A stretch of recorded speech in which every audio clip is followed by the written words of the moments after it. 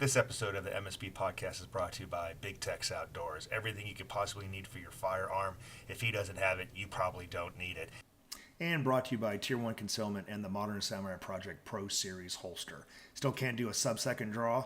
We'll get a Tier 1 Concealment holster. Still can't? Well, at least now you know it's not the holster's fault. And primary and secondary, the definitive source for the armed professional and the responsible citizen. Quit your bitching about all the rules and get better.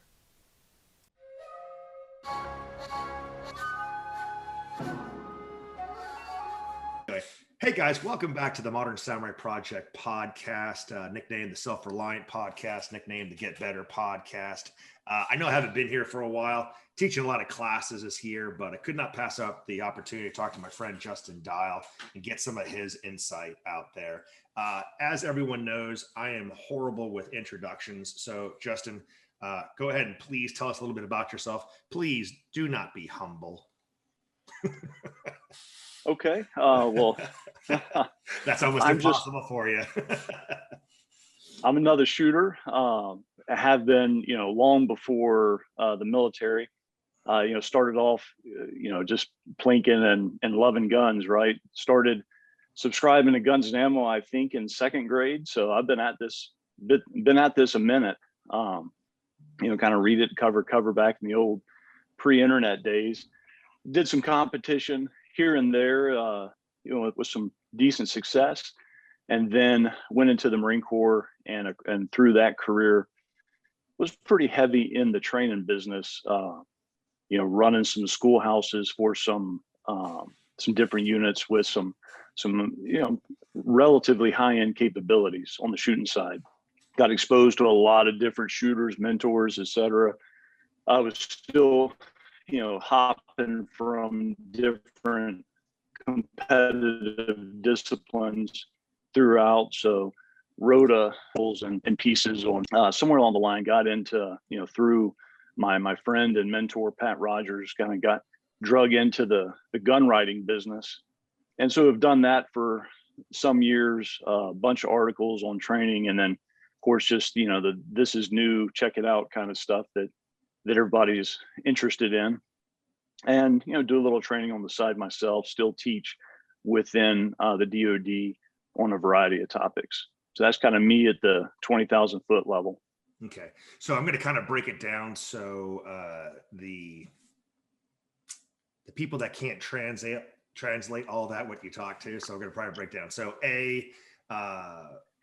Marine, high, probably, well, however you want to say it in code. When he says words like units and stuff like that, just let your mind take you where it wants to take you, right? As far as that considered, right? Fast coin holder, right? Yeah. Yeah, fast coin holder. Master class in both USPSA and IDPA. Am I quoting that wrong? You know what? I couldn't tell you. It's been so long since I've shot USPSA that I don't actually know. I was mostly an IDPA shooter, and I think and of course, that's been years ago as well, but I think I'm a 3-class master in that.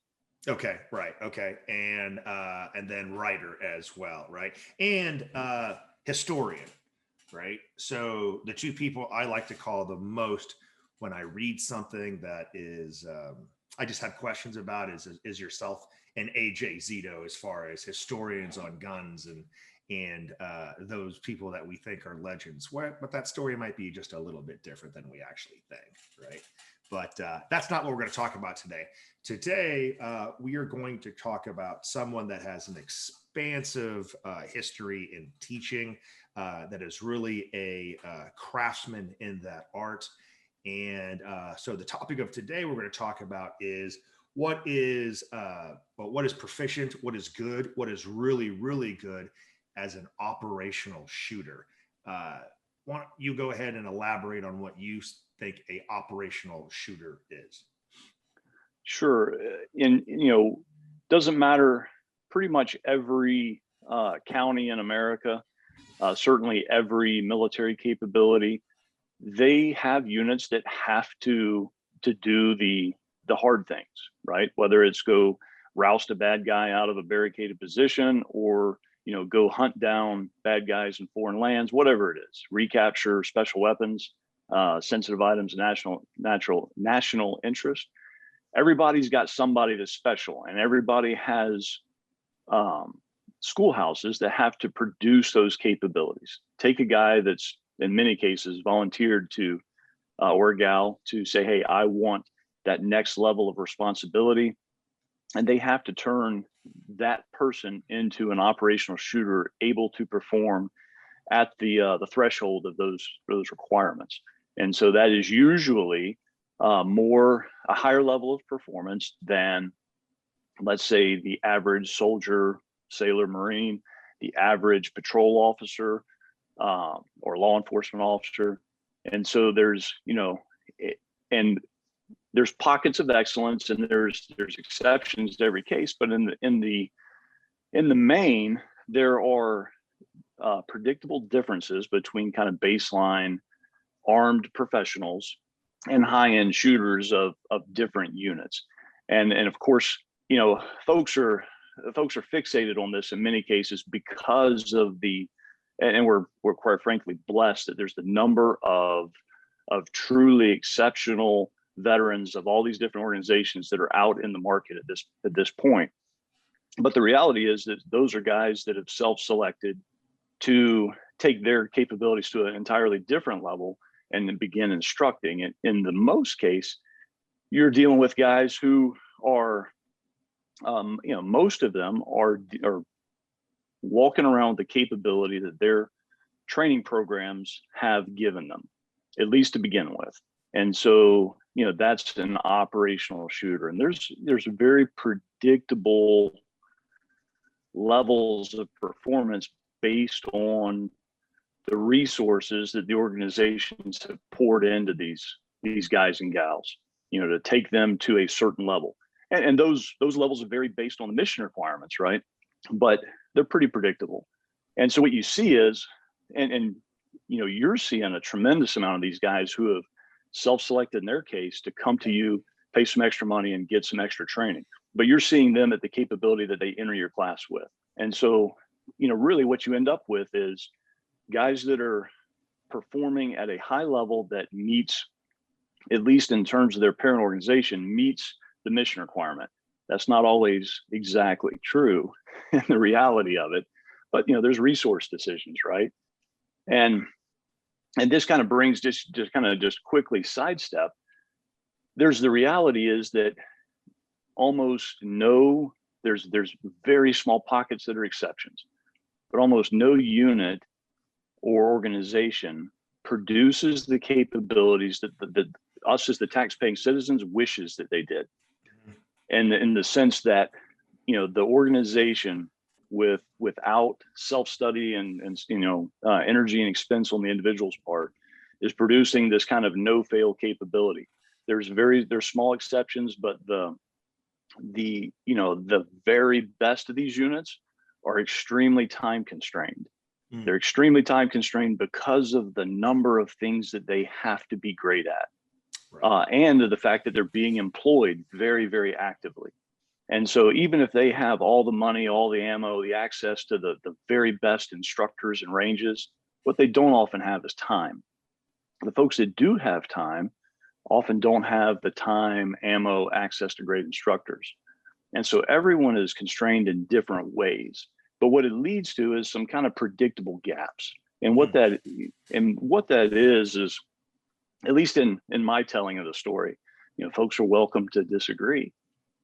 But my observation has been that probably the number one difference between, let's call it a great operational shooter and a very good mission capable shooter is, one, the distinction is usually the amount of self-study that individual does. The distinction between the discriminating factor is usually the amount of self-study and effort the individual goes to, or their access to great instructors or mentors, et cetera. But the result is the number one thing in my telling of it is usually modulation. What I find is that most organizations produce a shooter that has one kind of primary speed or gear, if you will, and they're very good at let's say, some years back, it probably would have been let's call it the test speed, Mhm. doing methodical accuracy at 10 yards, Right. repeatable methodical accuracy at 10 yards at probably about, 40, 50 splits. And so there were a number of units that was kind of their thing, right? Mhm. And then in many other cases, it's 7-yard rat-a-tat. Like if you give them a 7-yard wide open target, they're very capable of giving you, A, C zone accuracy at, aggressive splits. And when you stray too far from that, either you move closer or you move much further away, the modulation is really a challenge. And so and like I said, this isn't everywhere, but in the main, most operational shooters have one and sometimes two kind of gears that they're very capable at, because that's where the bulk of their training resides. And so the ability to modulate to the target and, shoot at max speed at, 3 yards, or back it off to on-demand accuracy at 15 and beyond, is usually something that even the best operational shooters are not as predictably good at as we might like. Okay. And to clarify for the audience, and I kind of don't want to go off on two different schisms here, but are we talking about rifle and pistol, or just mainly pistol? Yeah, that's right now I would say that I'm mentally organizing this around pistol, handgun. Right. Okay. And that's what I thought. I just want to make clear, because in the experience that I have seen, you can have two different levels of capability depending on the Absolutely. platform, right? You'll get Absolutely. that guy who he'll get that carbine up, and it doesn't matter, man, and he can do all the modulation. You put a pistol in his hand and he almost reverts to a completely different shooter. So okay, so to clarify, we're talking about pistol. That's what I thought we were, but the minute you start saying things like operational, people automatically default to the rifle, right? Yeah, and that's a great point, because it's not that many years ago that wouldn't have been the case. Mm. That carbine shooting has come so far in the last 20 years that it used to. I mean, the standards weren't great. The instruction wasn't great. I was both a victim and a perpetrator of this in some cases.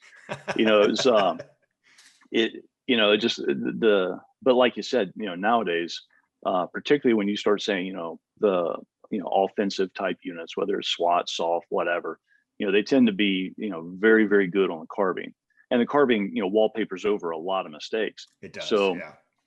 and then the handgun, of course, is in some cases received less emphasis, and that's not a bad thing. It's just a reflection of real priorities. But yeah, so modulation is kind of the number one distinction that I see between a guy that's basically got the capability that his organization has provided him via training, and those that have self-selected and are, trying to climb that ladder of excellence, so to speak. The next one would be what I call being tethered to the ground.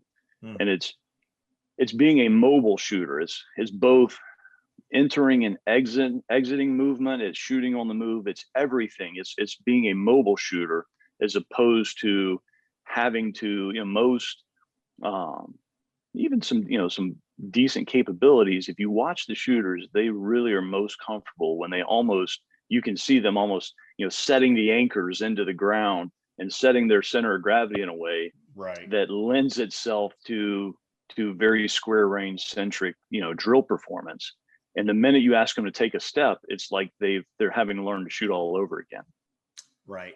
And whether conscious or subconscious, I think that is a waterfall from that whole grab the ground with your toes type of thing. You remember how they used to say recoil would go through your small joints, go through your core, and then it disseminates into the earth, and you need to grab the ground with your toes. Have you ever heard that before? Yeah. Yeah. Yeah. How do you do that on the move? I'm not sure. Yeah. So, like you can, and of course, somebody like yourself, you can take one look at a guy as he, gets ready to address the target, and you automatically know, okay, this guy is tethered to the ground. Yeah. What the first thing we have to do is kind of break that linkage. But this is also a reflection of the way that most organizations train. If you think about it, most organizations, for very good reasons, they train a lot of dudes at once on a fixed firing line, on almost like the little concrete, sidewalks at each yard line kind of a thing.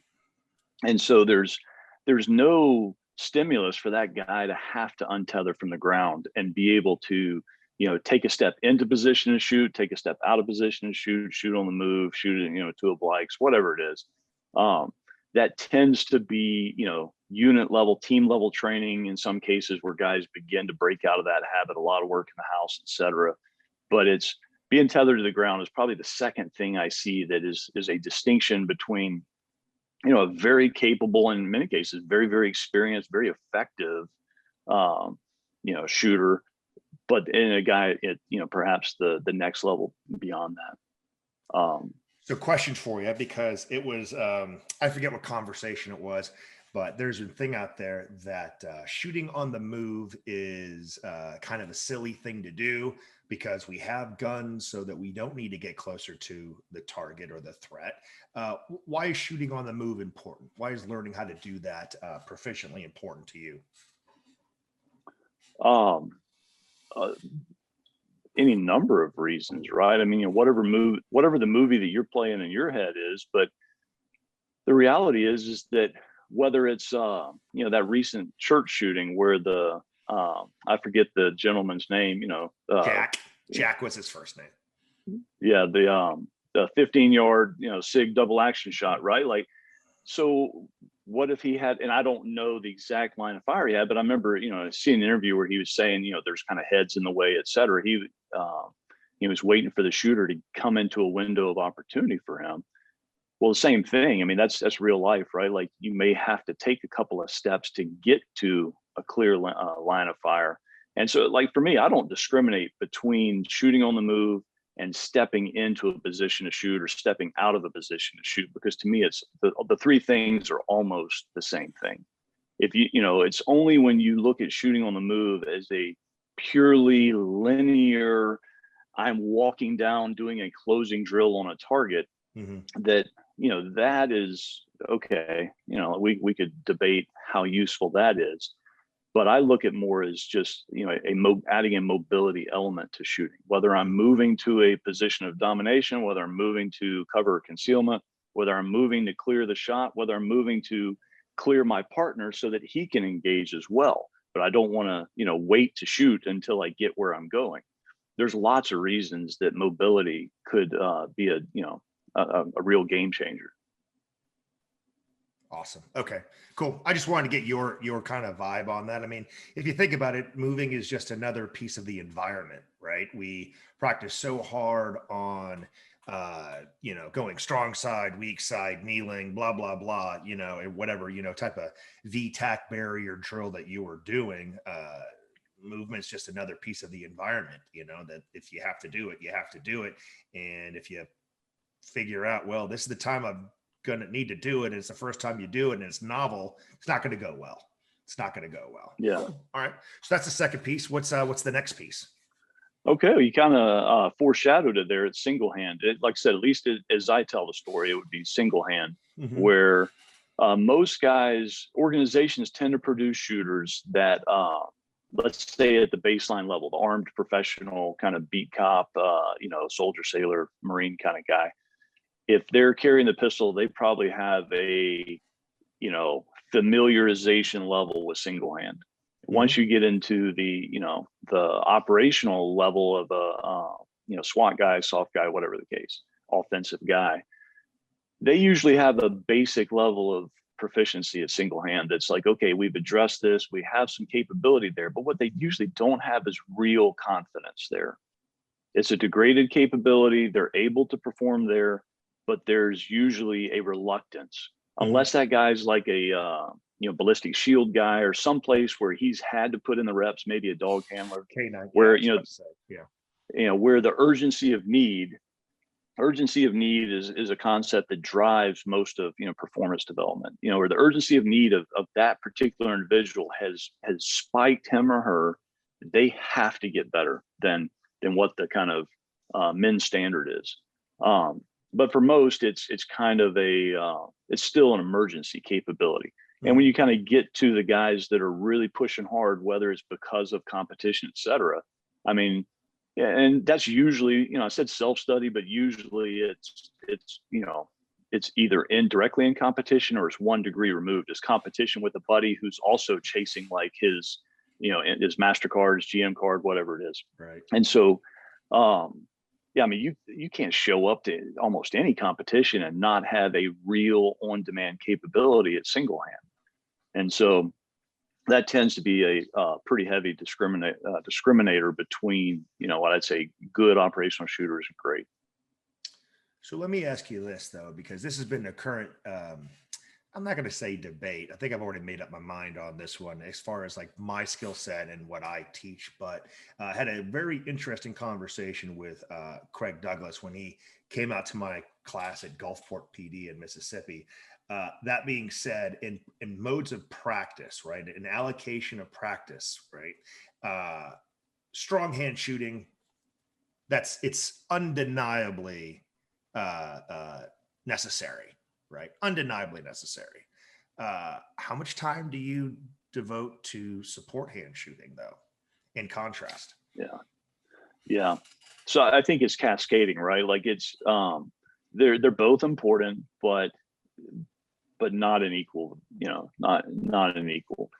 The weekend is still an emergency capability, but it needs to be an emergency capability that you have a degree of confidence in, as opposed to strong hand, where I think the strong hand needs to be a capability that you have rock solid confidence in.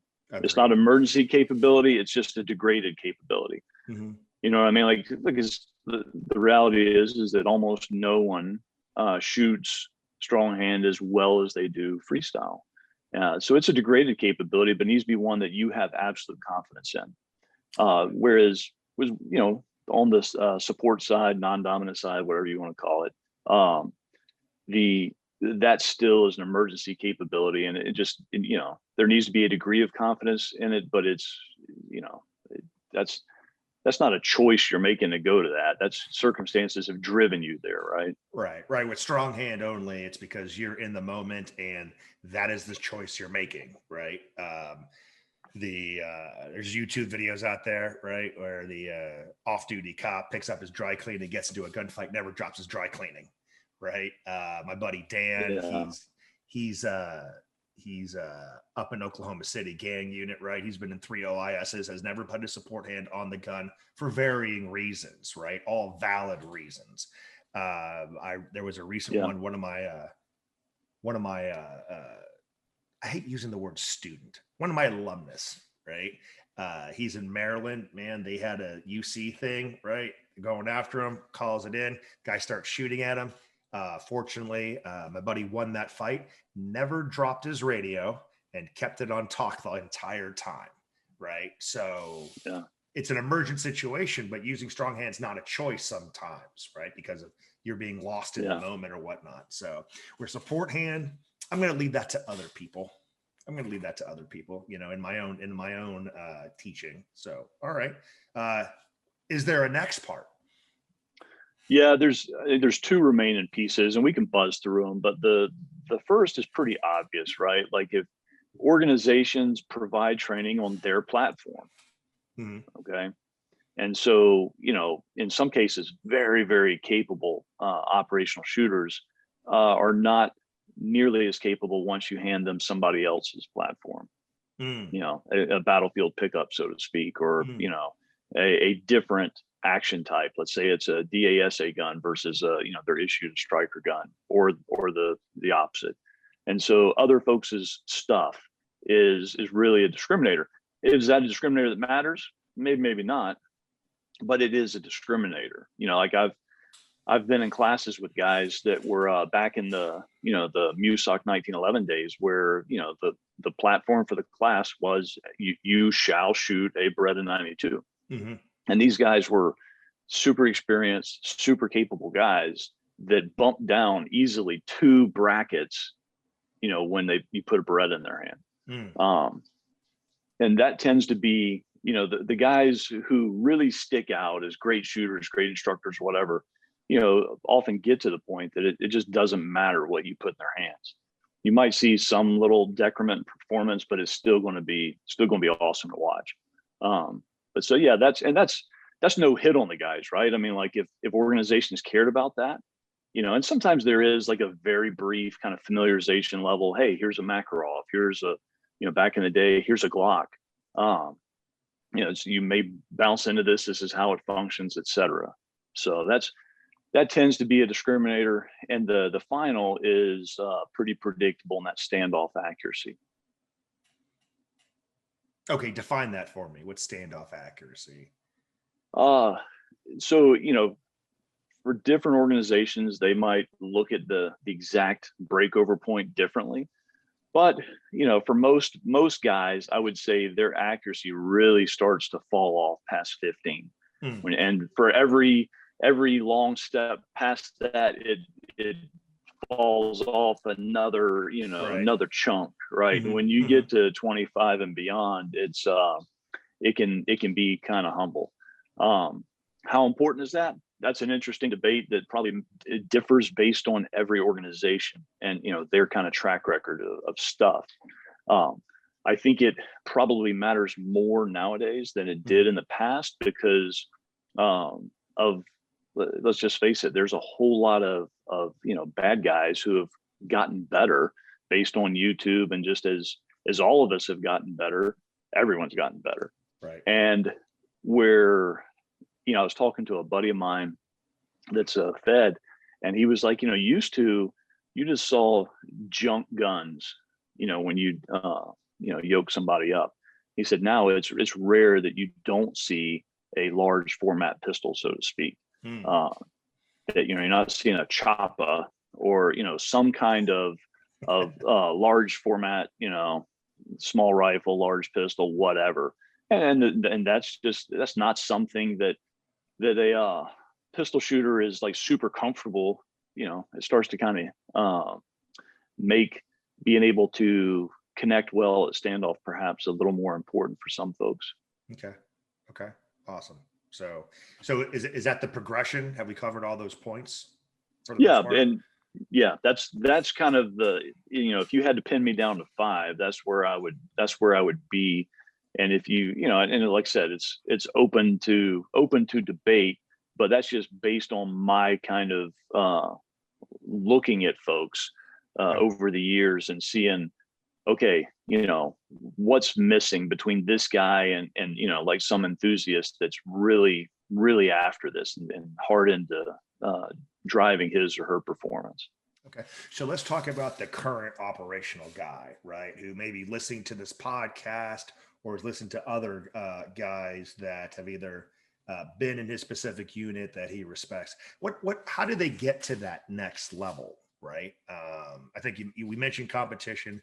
We mentioned self-selecting, but so you are that brand new, assaulter in SF or a ranger or a raider or something like that. And you want to get to that next level, either for, your current job or to set yourself up for retirement and teach afterwards. Right.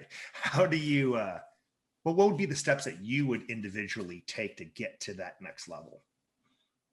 Yeah, the first and the easiest is the hardest for most folks, which is dry fire, right? Like to actually, spend time reinforcing the stuff they've already taught you to the point that it's second nature. I tell you, when I had my fast platoon years ago, every week, the guys had a drill card that was a dry fire drill card, and they had to do X many reps of all these different things.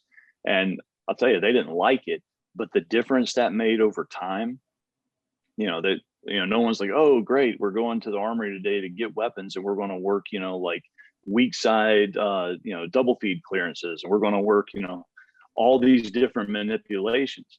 But the difference that made in their actual performance over time was huge. So dry fire is the easiest, kind of the easiest first step. And then it's, again, an easy second step is begin to track your performance and hold yourself to better standards. You know, Mm. not necessarily organizational standard. That's easy and free. And then, you know, right behind that is, as you begin to do that, you're probably shooting on your own.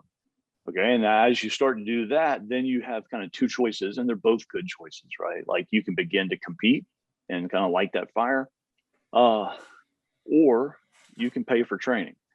And, you know, I mean, my goodness, there's never been a better time for that. I mean, there's probably not a town in America that doesn't have a reasonably talented, you know, instructor that's ready to share some knowledge. Mm-hmm. But and it's not, you know, over time, you may find that some of that stuff just doesn't work for you, and that's fine. Because that part of the journey is important as well. But yeah, paying for training is huge. And you know, certainly in my kind of growth and development, I was injured and not able to commission with the rest of my class. So, you know, to actually get into the Marine Corps. So I got some unwelcome time off to get better, so to speak. And so that's when Thunder Ranch had just opened in Texas. And back then there was only a couple of gun schools, but Thunder Ranch was the hotness. And so I literally spent my last dime. My dad gave me a can of surplus hardball, and I took a piece of junk 1911, and I drove, you know, from Florida all the way to Texas, and slept on Clint Smith's, you know, ground in a tent, and took a week of training. And it was many, many years before the Marine Corps gave me a training experience that even came close to replicating what the value of that for me. And it was you know, watershed moment for me. So I would always encourage guys to get training. And here's the thing: most young guys, they pay for training once, or the organization sends them to training, and then they become basically almost kind of slobbering fanboy for whoever that guru is. Yeah. And it's just kind of gross, right? Like it really is. Yeah. It really is. It's, you know, like, it's like, oh, well, so-and-so said, and back when we were at, you know, this place, and they're just like super excited about this kind of leg up they got via training. And so an important piece of development is being able to disagree for good reasons with that instructor that you've attended when it doesn't fit your specific context, and seeking additional training. And over time, you know, everyone will inevitably have their style of Kung Fu that is a meld of, you know, many, many guys. And I mean, because you know the deal, most of the guys, how many guys are training with you that have probably got 10, 15, 20 different classes from different guys under their belts?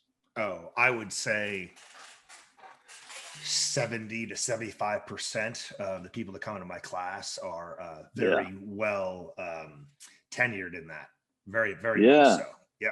Yeah. And it's like, you know, you brought up a point a minute ago, which I appreciate, because I really struggle. I don't call guys students. I mean, like in the generic sense of students in a class, but you know, I don't call a guy my student, right? Like it's right, because I rarely ever touch a guy that has not already had quality instruction from 5 or 10 or 15 different other guys. Yeah. And just the other week, Brian Hill, I met him and down at an event for HK. Fantastic in block of instruction. I really enjoyed it.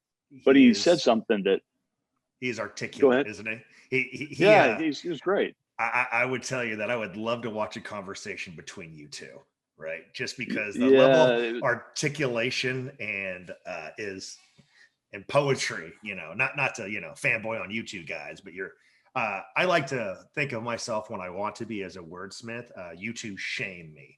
So well, it was fantastic to get to meet him and speak with him.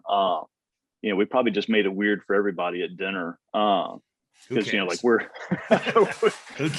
geeking out about, like, you know, mental performance stuff. And anyway, he said that he mentioned something which I was just like, you know, that's brilliant, because I like I said, I do not like to hear folks say, well, that guy's my student. I'm like, you arrogant jerk. Yeah.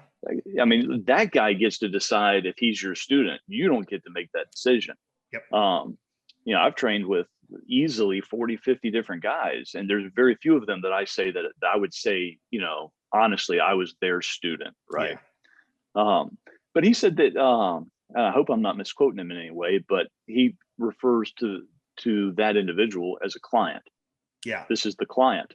And I was like, that is a beautiful approach, because that puts it takes ego out of it. It takes arrogance out of it. And it puts the arrangement in the proper context, that this person is paying you for your perspective.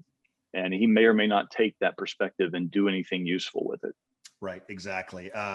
Craig Douglas has a similar thing. When I was talking to him, he refers to them as patrons, right? And because I was talking to one guy, another instructor, about it, right? He kept on saying that, and it's not wrong. It's just, I don't know. I don't take credit for what my students do, just like I'm not going to take the blame if they mess up, right?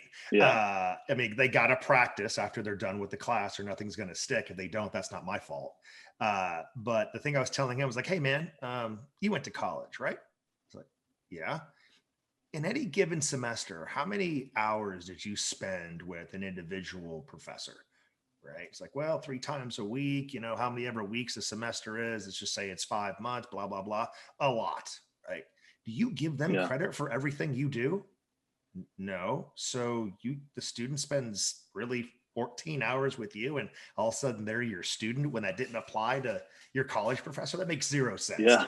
That makes zero sense, right? Right. He's like, but Yeah. what other word? I go, I don't know, man. I'm just saying it doesn't make any sense, right? Well, you know the deal. Like, everyone teaches for different reasons, and some of those reasons are somewhat self-serving.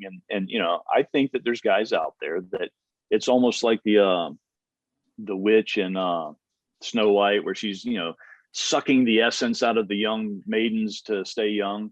I think there's instructors that are, you know, it's an ego hit for them to be able to say, I've had this many students, or this guy or that guy who's, Sure, you know, an accomplished alpha male is, you know, was my student. And the reality is, you know, we're all just trying to, you know, pay it forward and help folks be better, because, you know, you and I are at the stage of life where I really hope that operational shooter is as good as he or she possibly can be on my behalf. right. 100%, man. 100%. So there's a lot of things to unpack in that level of progression, though. I like giving some specifics, though. So if, like, dry fire, right? What would you tell a person as far as a plan? Because, you know, with no disrespect, right? But, you know, the standards for a lot of organizations, departments, agencies, branches, right? I don't think they're good enough to get to that next level. So if they dry fire those standards, they're really not going to go anywhere, and they're going to get kind of bored and stop doing it. So if they want to get to that next level in dry fire, what's a good plan? What's a good reference? What do you think about that? Yeah. Okay. Well, I'll share a couple of thoughts there. The first would be one that I got from Scott Warren, you know, who was with the FBI's, you know, HRT as a trainer, many years, multi-time national champion, you know, et cetera. And he said it was, you know, critically important for him to you know, touch and handle the gun every day. That you're just establishing those you know, I don't know if he used this terms, but, you know, kinesthetic kind of touch points where, you know, whether it's the whole, like, was it Avery that used to talk about sight alignment by feel, you know, there's a lot of goodness in just knowing what's happening as you handle the weapon. And now you're not hunting for the sights, you know, by feel that everything is right. And it's predictable, right? So just touching and handling becomes kind of, you know, I would think step one. And then for me, because it's a striker fire world, understanding that trigger, interrogating that trigger, where you know exactly where all the different pieces and parts and grits and walls and mush and over travel, all that stuff, where it's predictable to you. And I would say that the great majority of students is not predictable to them. It's not. It is not. I say you need to become intimately involved with your trigger, right? You need to know where the pre-travel is. You need to know how it breaks. Is it a rolling break? It is a glass rod break. Some people pay the privilege of paying $200 to get a trigger. That's a breach, right? Yeah. Over travel. Do you need to know where the reset is? Maybe mechanically, but not functionally, I think, Yeah. but there's a lot of people, like I'll do a drill. I don't think you've seen it, right? Where we start, where you're shooting steel at 25 yards from a draw, or you're transitioning, right? And the whole nexus of success or not, all has to do is if you know how to prep your trigger, right? Instead Yeah. of giving it all right there. So I'll do an experiment. It's like, okay, dude, go ahead and prep the trigger for me, right? Now squeeze a little bit more. Now squeeze a little bit more. Now squeeze a little bit more. Now squeeze a little bit more. And then it finally goes bang. And the guy goes, oh my God, I had no idea Yeah. where the prep of my trigger is. Yep. That's you. So you are not intimately involved with your trigger. We need to experiment with that so that we have that capability if you need to get on it, Yeah. So, yep. Yeah. I think that, I tell guys that for me, if I had to choose between being able to run hard to the wall, get hard to the wall and to, prep the trigger. Mm-hmm.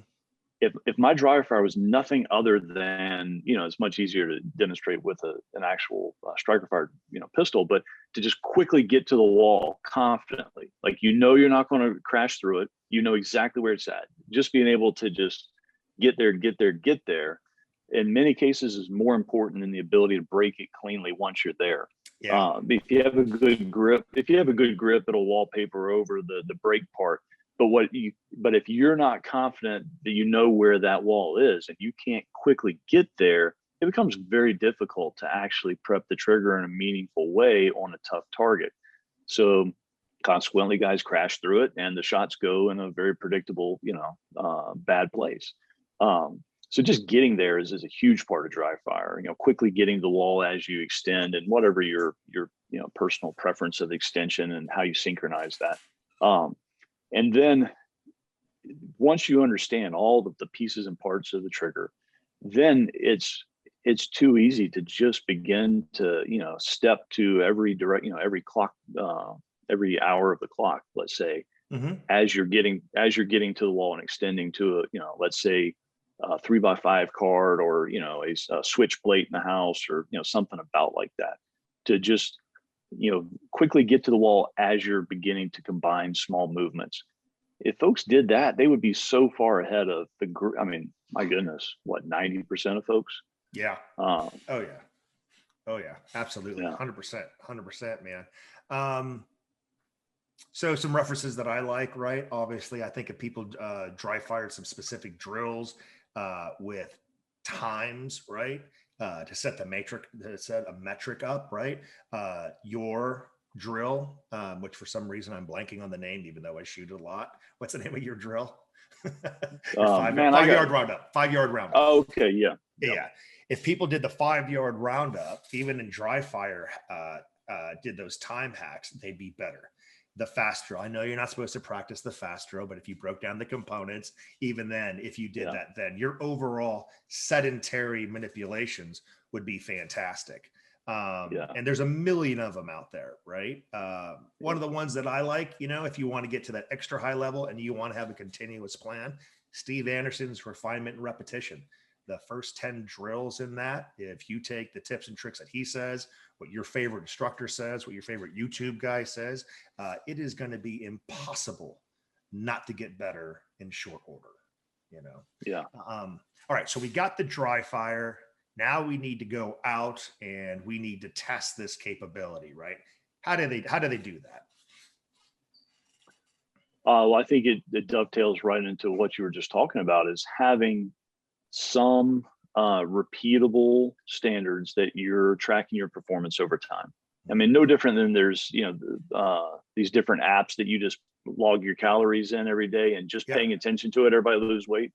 It's the same thing with performance. When you begin to start tracking your performance on, and it honestly, it really doesn't matter if you're slanting toward accuracy with V8s at a certain distance and certain types, or if it's, other things,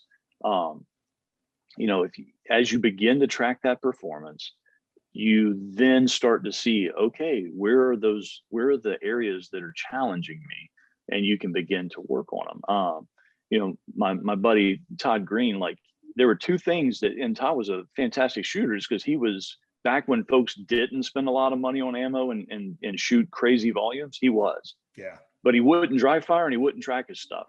And so and he was kind of stuck in that really good but not amazing category, right? Mm-hmm. The minute he started dry firing, and he kind of got, I think, and then he really got deep into journaling. He took some stuff from Julie Golub, I believe. He pulled some stuff that I was doing, and he kind of took it to a different place. And of course, he was sharing a lot of this online, but yeah, and his performance took off. And it wasn't that he trained with a different instructor. It was just the discipline to begin doing some dry fire. I don't think he was ever doing a tremendous amount of it. And then the journaling that made a huge difference for him. And I mean, he got to a fantastic level doing just those things. Nice. Outstanding. Okay. So we have the metric, we have a plan. What's the next level? Well, I mean, you're out there shooting it, right? Like, you have to get out there and shoot at some point, and begin to track that performance. And then you hit a level where, unless you've got a fantastic shooting buddies are immensely valuable. Mm-hmm. Preferably if they're more experienced and better than you. Too many guys, they want to take, and that's good, they want to pay it forward, take somebody, but really what they want to do is show off to somebody at the range. In many cases, but shooting buddies are huge. But at a certain point, you have to have somebody who is able to coach and look at you and say, this is, the problem you're having is because of this. And and you do it probably 3 times a week now, where to you it sticks out like a sore thumb. You see it from the other end of the range and you're like, hey, yeah, do this. And to them, it's like this mind-blowing moment of, there it is, eureka, aha, here it is. And it's, to them, it's like the thing that's been missing, that one piece that suddenly now they're over the hump and the plateau is ended. Now they're on an upswing. Yeah. I can't tell you, if I had $1 for every time I said, hey, why are you doing that? Doing what? Squatting while you draw. Oh, I didn't realize I was doing that. Right. Yeah. I'd have a lot more money in the bank, that being said. Right. And you have to have a proper coach. And I think that's also a message to the instructors out there. If you are not giving those body mechanics techniques in your classes and all you're doing is supervised drills, stop doing it. Just stop doing it, Yeah. So, like, here's an instructor hack. I think you and I talked about this on the phone one time, is that when a guy is intently focused on what he's trying to learn, mm-hmm, he most often has poopy face.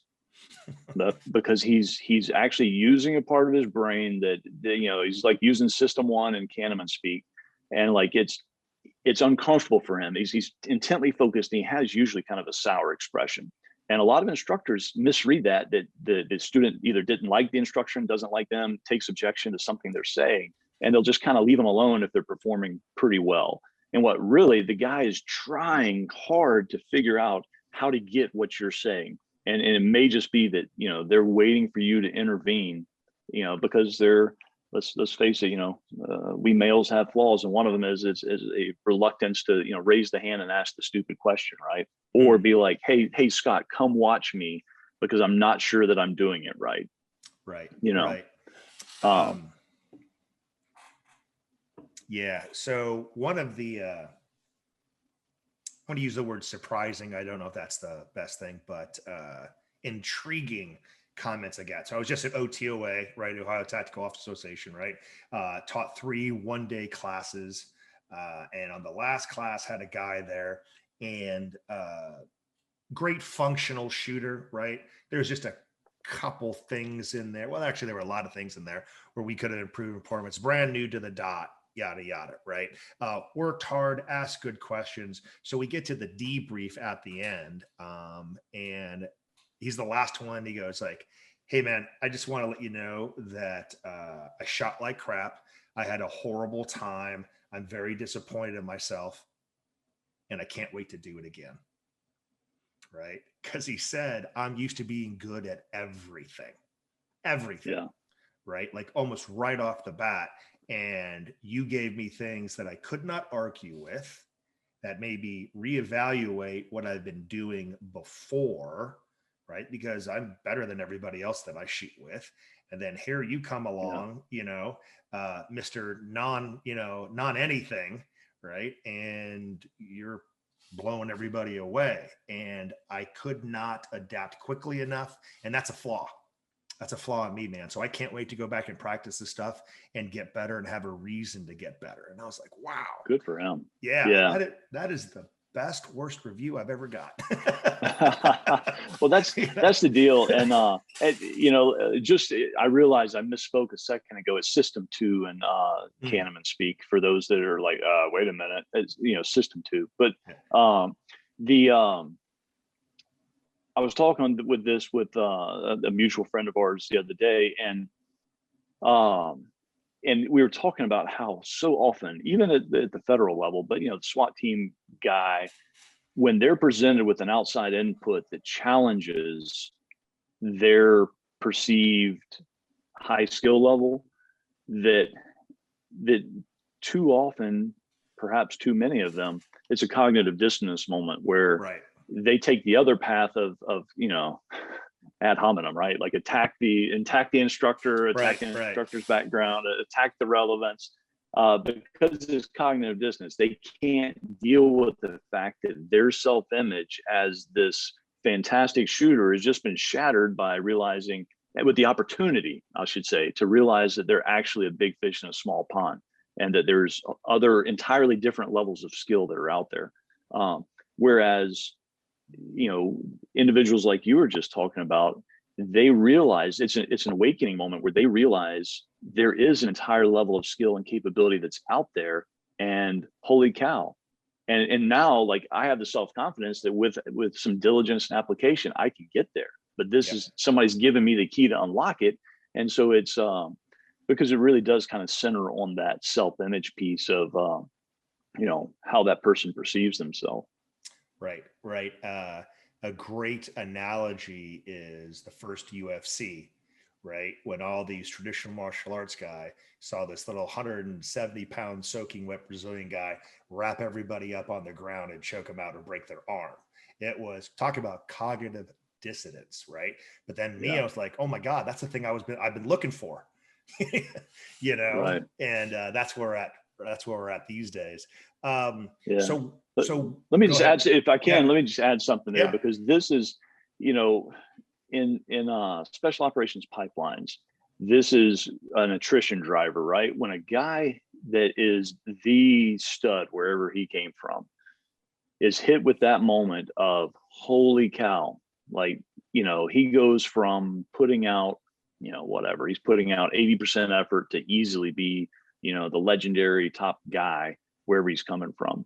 And he's suddenly faced with the reality he's putting out 100% effort, and he's the number last guy.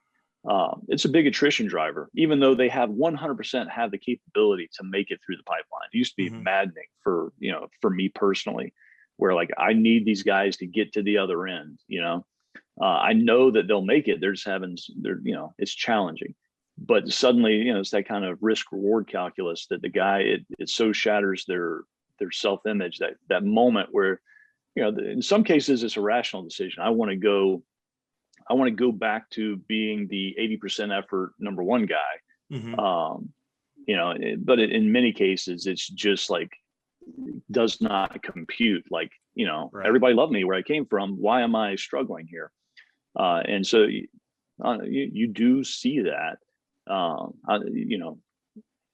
You may not see it as much because guys have already self-selected to pay the money and take the ride when they come to your class. Right.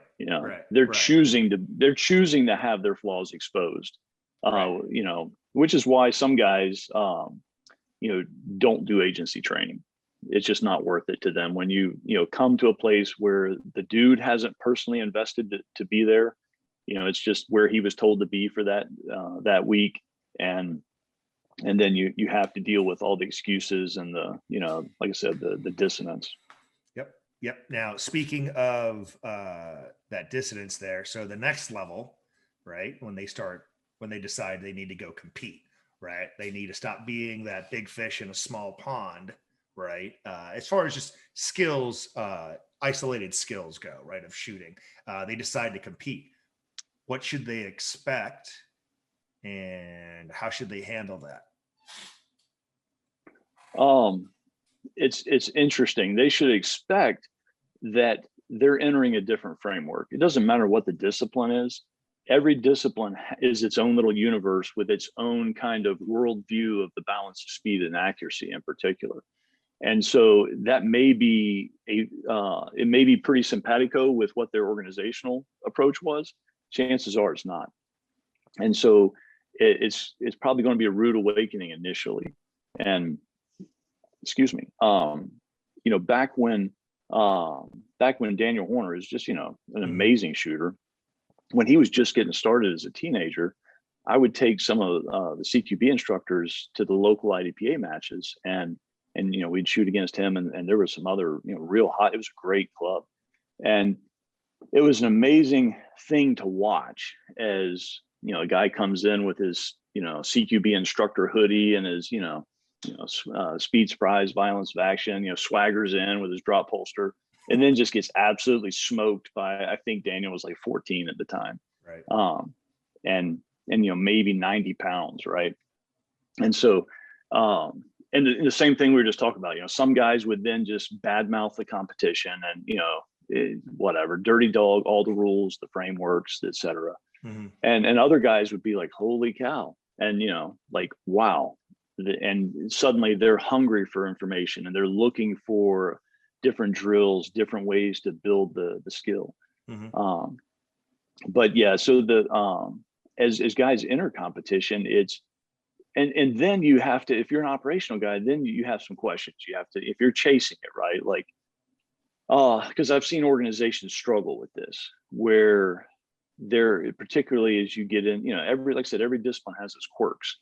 And as you get to any level is helpful, but as you're trying to actually win, as opposed to just extracting skill and repetitions and, Mm-hmm. you know, practice from it, when you actually get to the point you're trying to win, suddenly, like you were saying earlier, you may end up with training focus that is not the operational requirements, that it's specific to that discipline. You know, where you're spending hours, you know, as an easy target, reloading your shotgun, you know, for a 3-gun shooter, right? When the shotgun is completely immaterial to the job, other than to, you know, let's say the breacher or something, Right. and he's not doing quad loads, you know. But and so, you know, you end up with things where the sweet spot for operational guys was to allow the competition to spur that drive to excel without getting sucked into the weirdness that's unique to every discipline. And that's tough, particularly for young guys. That's tough. But it's all good, because I don't know that I've ever met a great operational shooter, I mean, truly great one, that was more than 1 degree removed from competition. Yes.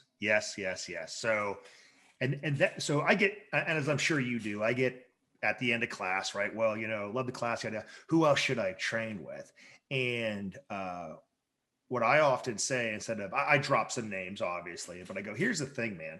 If you are more interested in the tactical self-defense side, right? But this class has sparked your interest in actual performance. And you want somebody with a resume, look at that resume and their operational experience, but also look and see if they have a competitive background, right? And I make the statement, it might be a little bit bold, but I don't know of one high level performance shooter that has a operational background that did not compete. Yeah. You can go down the list, right? All the way from the old school guys, I don't mean old school as in old, but your Kyle Lambs, your Pat McNamara's, your Larry Vickers, all of them competed, And I can't name one high level national guy with an operational background, especially on the pistol, that didn't compete. I don't know. Can you? Yeah. I really can't. No, and like I said, sometimes there's one degree of separation where they're bringing in the Barnharts and all the greats to train with, and so Sure. they're basically they're stealing information, they're paying for information that's come directly from that arena, and in many cases, if there's a guy, like I said, that hasn't directly competed, his shooting buddy is usually chasing a Right. GM card. Right. Or something like it, right? Like, I've seen guys that are fantastic, but that their shooting buddy who they just go out and shoot with is actively competing and chasing excellence in some discipline. I've seen some of those, but in terms of like big names, like you're saying, no, it seems like everyone's, for at least, because the reality is that for every instructor, you reach a crossover point where you don't have the time to compete. And the risk is now greater than the reward. Right. So if a big name instructor shows up to a match and does poorly, because he's no longer practicing for competition, he's training other shooters nonstop. Right. And so if he does poorly, it's only bad for his business, right? Yeah. And so there's a lot of guys who are former this, that, or the other champions who are no longer actively competing because the incentive structure is just no longer really there for them, and the time's not. And honestly, they would probably rather be doing something else, even though they genuinely love competing. Yep, I agree. I 100% agree with that. Awesome. Okay, so I try and keep the podcast to about an hour, right? So that everybody stays primed and wanting more for the next time I do one of these. But we can't skip my trademark section of the podcast, right? This is the Get It Off Your Chest podcast. Okay. So anything you want to talk about, the industry, training, the way people train, what do people need to do to get better? What do they stop needing? What do they stop need to do? Can't even talk right now. What do they need to stop doing to get better? Sorry about that.